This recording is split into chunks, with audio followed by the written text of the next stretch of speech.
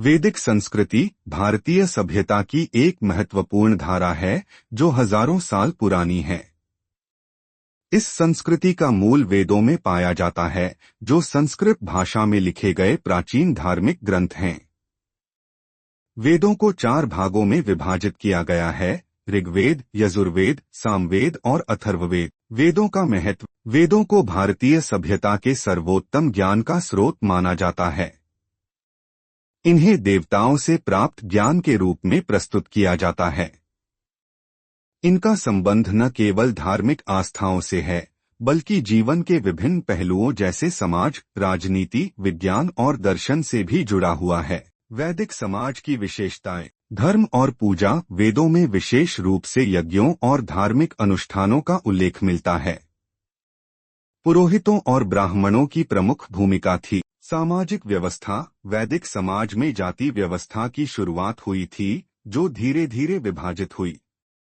समाज में ब्राह्मण, क्षत्रिय, वैश्य और शूद्र जैसे वर्ग थे। शिक्षा। वेदों का अध्ययन और शिक्षा अत्यंत महत्वपूर्ण मानी जाती थी।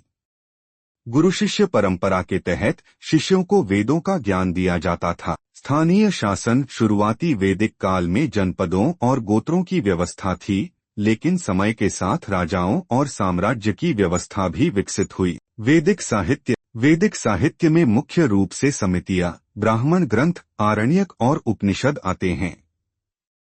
इन ग्रंथों में न केवल धार्मिक ज्ञान बल्कि जीवन के गहरे दार्शनिक प्रश्नों का उत्तर भी दिया गया है।